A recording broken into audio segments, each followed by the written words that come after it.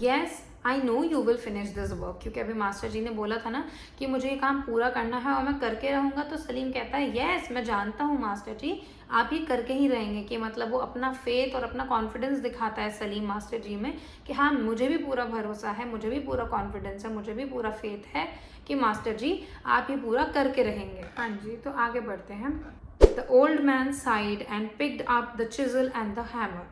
और वापस से वो जो बूढ़े आदमी थे उन्होंने गहरी सांस ली और अपना छेनी हथौड़ा उठाया। छेनी हथौड़ा यहाँ पे ये सिंबॉलिज्म को दिखा रहा है कि इवन दो वो चाहते थे उनका बेटा उनके साथ रहे, इस काम को कंटिन्यू करे, वो जा चुका है, उसके बावजूद भी उन्होंने हिम्मत नहीं हारी and he continued his work. वो छेनी और हथौड़ा उनके काम की पहचान है, तो उसको उठाने का मतलब यही है कि he is so determined to do his work कि उनको फ़र्क नहीं पड़ता उनका बेटा जा चुका है। वो हार्ट ब्रोकन ज़रूर है, उन्हें तकलीफ हुई है, वो सैड है, बट उनके अंदर अभी भी वो जज्बा है कि नहीं मैं तो ये पूरा करके ही रहूँगा। He loved his work and didn't want to change it for any other work in the world. अपने काम से वो इतनी मोहब्बत करते थे कि वो अपने काम को किसी भी दुनिया के दूसरे काम के लिए बदलना नहीं चाहते थे, वो अपनी लाइन चेंज करना नहीं चाहते थे। For days together the man worked continuously without taking any rest. और कई दिनों तक, क्योंकि एक स्कल्पचर बनाने में बहुत दिन लगते थे, तो कई दिनों तक उस बूढ़े आदमी ने कंटिन्यूअसली बिना कोई रेस्ट लिए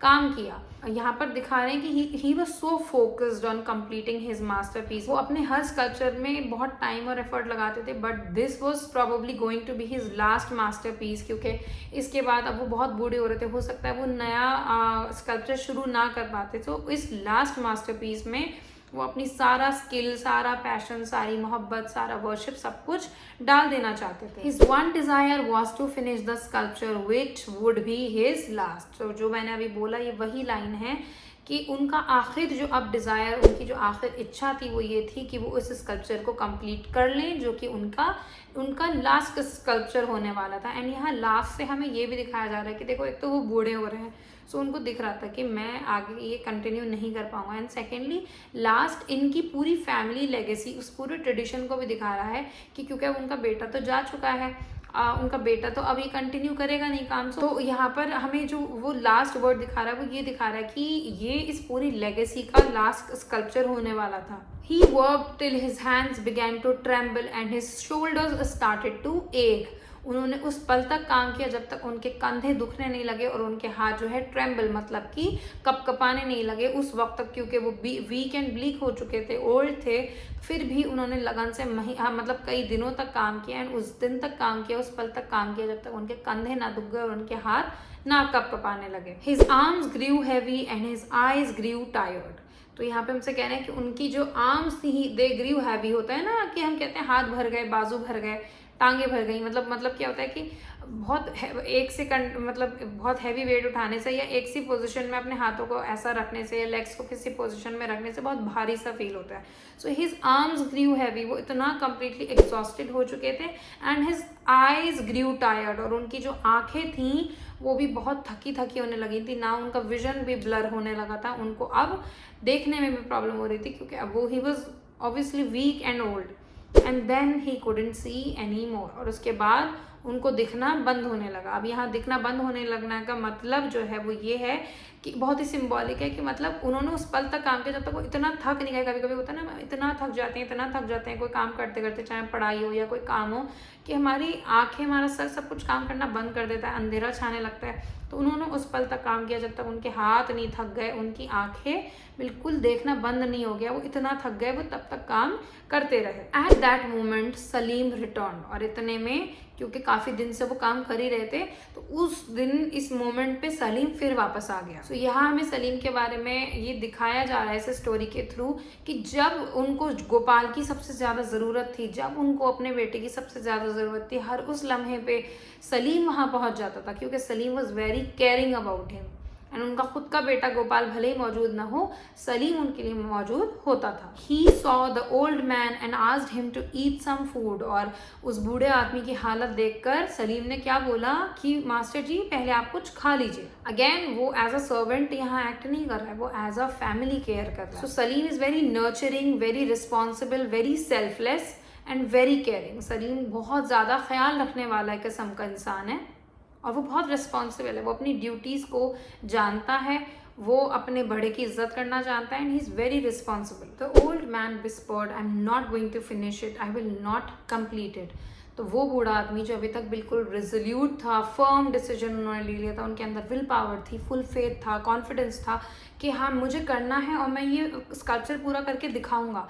अब वो बहुत ज़्यादा वीक एंड ब्लीक होने की वजह से वो हार के कहते हैं कि मुझे नहीं लगता मैं इसे कंप्लीट कर पाऊँ, I am not going to finish it, मुझसे ये कंप्लीट नहीं होगा। वो हिम्मत हार जाते हैं। यहाँ पर ये जो अनफिनिश्ड स्कल्पचर है ना, वो ये सिंबोलिज्म शो कर रहा है कि अब उनकी जो लेगेसी है वो भी इस स्कल्पचर की तरह, ये जो ट्रेडिशन है उनका फैमिली का, वो भी इस स्कल्पचर की तरह अधूरा अब रह जाएगा। If Gopal was here it would have been different although he was not a good sculptor. अब वो सलीम से बोलते हैं बूढ़े आदमी कि गोपाल अगर होता तो हालात डिफरेंट होते, ऑल्दो वो बहुत अच्छा स्कल्पटर तो नहीं था, लेकिन अगर वो होता तो सिर्फ उसकी प्रेजेंस से ही, मतलब मैं इतना वीक फील नहीं कर रहा था, मैं जो है ये कंप्लीट कर लेता। He had difficulty in carving the face and hands properly. और जो एक किसी भी स्कल्पचर का सबसे इम्पॉर्टेंट जो एलिमेंट होता है वो एक स्कल्पचर का फेस होता है या फिर हैंड्स भी होते हैं, but face is the main thing. So वो ये बोल रहे हैं कि गोपाल कोई अच्छा स्कल्पटर नहीं था और उसको फेस तो स्कार्फ करने में सबसे ज़्यादा डिफिकल्टी आती है। तो यहाँ हमें दिखा रहे हैं कि गोपाल कितना इमोशनली डिस्कनेक्टेड था अपने फैमिली वर्क से।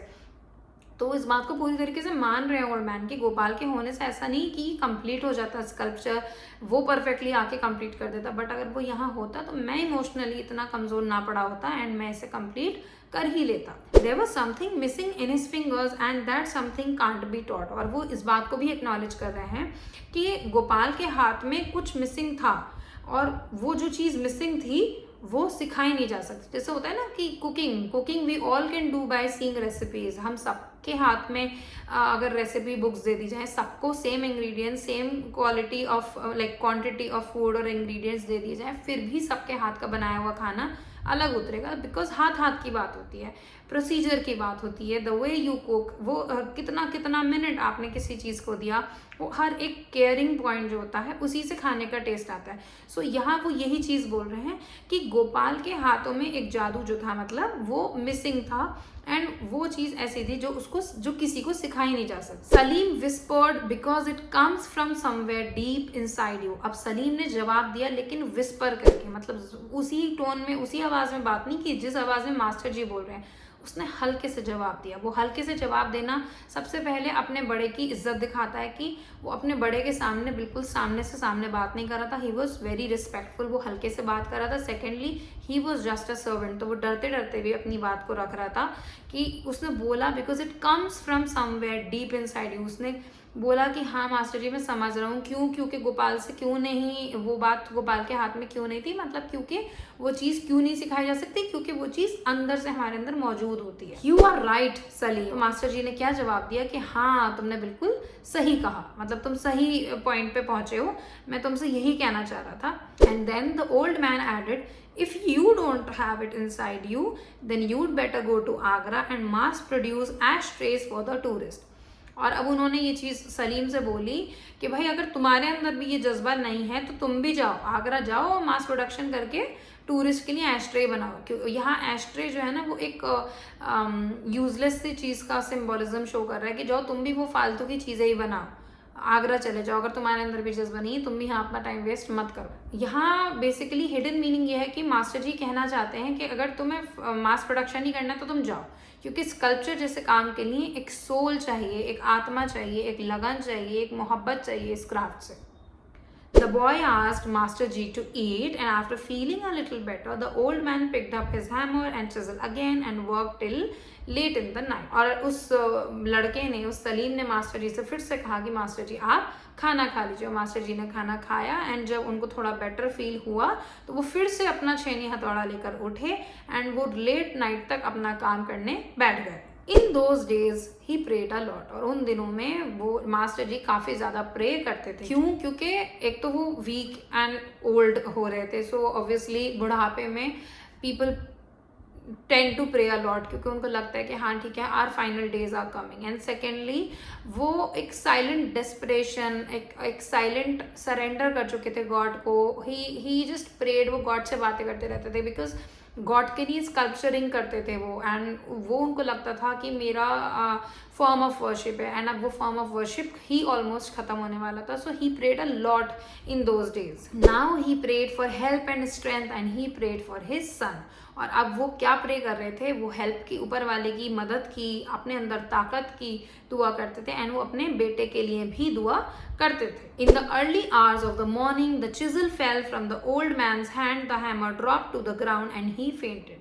और पूरी रात, अभी हमने पढ़ा था कि लेट नाइट तक उन्होंने काम किया, वो सुबह तक काम करते रहे. तो जब सुबह का टाइम था तो उन्होंने लेट नाइट काम किया हुआ था, वो रात भर कर रहे थे. तो जब अर्ली मॉर्निंग हुई उनके हाथ से छेनी गिर गई और जो हथौड़ा था वो भी गिर गया ग्राउंड पे, एंड ही फेंटेड. वो बेहोश हो गए, मतलब इतना थक चुके थे वो काम कर करके, एंड बूढ़े भी हो चुके थे. सो छेनी हथौड़ा गिरा एंड वो बेहोश हो गए. अगेन छेनी हथौड़े का गिरना ये सिंबोलिज्म दिखाता है कि अब it's going to be an end of an era. एक चीज, एक लेगेसी जो सालों से चलती आ रही है वो खत्म होने वाली है. When the old man opened his eyes, he found himself on the cot in his bedroom covered by a light cotton blanket. और जब उस बूढ़े आदमी, क्योंकि वो बेहोश हो चुके थे, जब उनकी आंख खुली तो उन्होंने अपने आप को एक कॉट में एक सफ़ेद कॉटन के लाइट ब्लैंकेट से कवर हुआ पाया. सो दिस इज शोइंग कि उनको, जाहिर सी बात है, सलीम ने केयरफुली उठा के, जब उनको देखा होगा इस हालात में, तो सलीम ने उनको लिटाया होगा, एंड उनको कंबल उड़ाने का मतलब है कि he cared for him. From the workshop the chipping around of the chisel reached his ears. और जब उनकी आँख खुली तो उनको अपने वर्कशॉप में से आवाज़ आने लगी छेनी के चिपिंग साउंड की, कि जैसे छेनी जब काम करती है तो जो आवाज़ आती है वो आवाज़ उनको आने लगी. He listened, had he heard correctly? उन्होंने ध्यान से सुना कि क्या उन्हें सही आवाज़ आ रही थी छेनी की. He could hear it again. Strong blow of the hammer on top of a chisel. तो अब उन्होंने ध्यान लगा के सुना तो उन्हें फिर, मतलब वो श्योर हो गए कि उनको फिर से वही आवाज़ आ रही थी, और इस बार तो हैमर की स्ट्रॉन्ग ब्लो, मतलब हैमर मारने की भी, हथौड़ा मारने की भी चिजल पे आवाज़ उनको आ रही थी. Gopal, he was back. Gopal had returned. तो ही जस्ट सेड गोपाल, मेरा बेटा गोपाल आ गया, मेरा बेटा गोपाल वापस आ चुका है. उनको नींद में वो जब सो के उठे और उनको जब वो आवाज़ आई तो उनको लगा कि मेरा बेटा वापस आ गया है, एंड वो अपना काम करने बैठ गया है. He should help him, they would finish the statue together. और जैसे भले ही वो खुद फिजिकली बहुत वीक थे, उनको ये ख्याल आया कि नहीं, मैं अपने बेटे को अकेले मेहनत करने नहीं दे सकता, मुझे उसकी मदद करनी चाहिए, हम दोनों को मिलकर स्टैच्यू को कंप्लीट करना चाहिए. Weakly he walked to the door. बड़े वीकली वो चलते चलते दरवाजे तक आए. Gopal, he was about to say, but the words froze on his lips. उनके मुंह से निकलने ही वाला था गोपाल, लेकिन वो अल्फाज उनके होठों तक आते आते रह गए. क्यों? क्योंकि आयरनी क्या है, क्योंकि उनको लगा था गोपाल है, बट गोपाल नहीं था.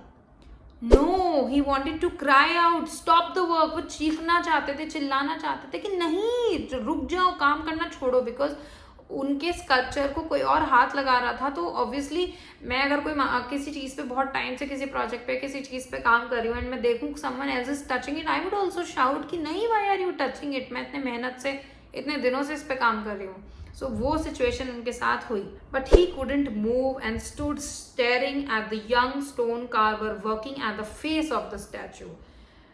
वो वहाँ से हिल तो नहीं सकते थे, वो वहीं खड़े हुए देख रहे थे. मतलब he was staring at the young stone Carver. वो उस यंग लड़के को देख रहे थे. यहाँ यंग आर्टिजन नहीं, यहाँ सर्वेंट वर्ड का यूज़ नहीं किया गया है, यंग स्टोन कार्वर का यूज़ किया गया है, कि वो यंग स्टोन को कार्व करने वाला. Working at the face of the statue. वो कहाँ काम कर रहा था? स्टैचू के फेस पे, जो सबसे क्रिटिकल, जो सबसे इम्पोर्टेंट किसी भी स्टैचू का एलिमेंट होता है, फेस. तो वो यंग जो स्टोन कार्वर था वो फेस पे काम कर रहा था. It wasn't his son Gopal but Salim his servant. और उन्होंने क्या देखा कि वो उनका बेटा नहीं, उनका बेटा गोपाल नहीं, उनका सर्वेंट कौन था? सलीम था. इसलिए वो देखते देखते मतलब वहीं रुक गए. गोपाल कहते कहते रुक गए. And he wanted to shout no, but again उन्होंने कुछ कहा नहीं.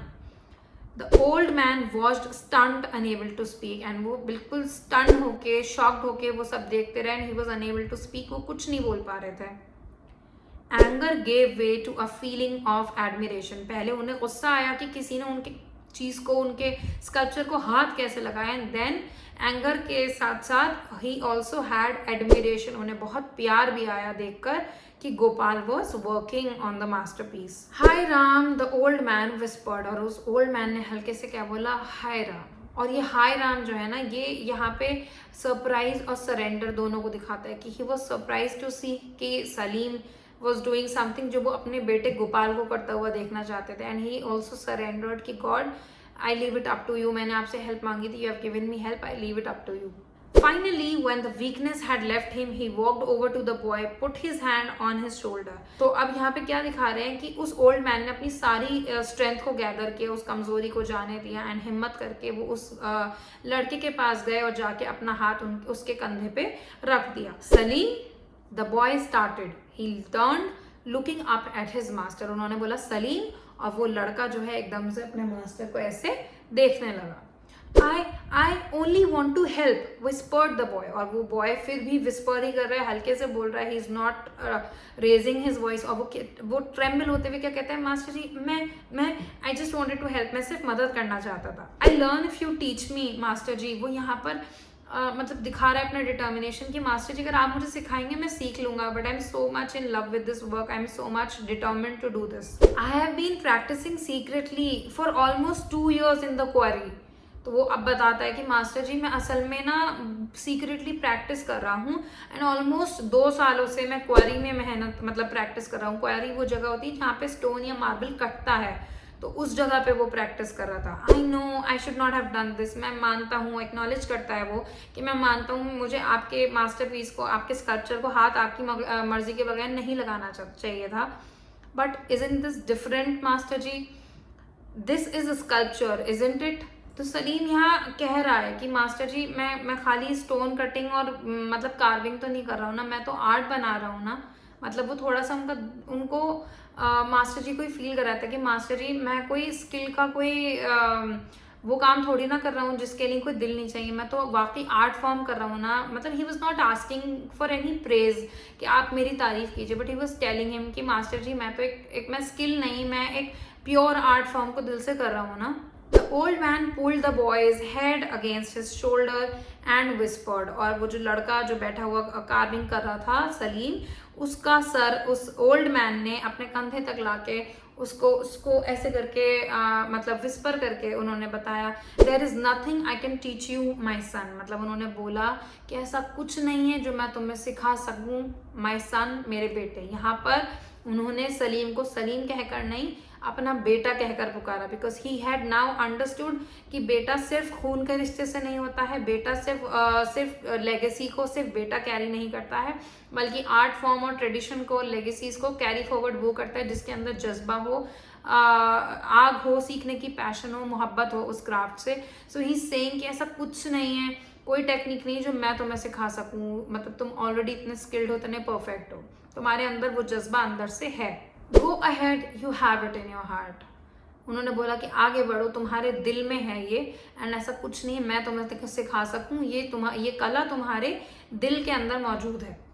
आई know you will be one of the best stone masons India will ever have. और मास्टर जी ने क्या बोला कि मुझे पूरा भरोसा है कि तुम इंडिया के one of the best stone masons बनोगे। मैंने तुम्हारे अंदर की इस पैशन को पहचान लिया है और मुझे पूरा भरोसा है कि भारत के one of the best masons में तुम्हारा नाम हमेशा लिखा जाएगा। तुम इस देश के इस कारीगरी के वन ऑफ द बेस्ट मेजन्स हो, वन ऑफ द बेस्ट कारीगर्स हो basically. So in the end ये स्टोरी द लास्ट मेसन हमें ये सिखाती है कि it's not just the blood, it's not just the blood relations जो कि किसी भी रिश्ते को या किसी भी आर्ट फॉर्म को आगे बढ़ाते हैं, but it's pure dedication, pure love.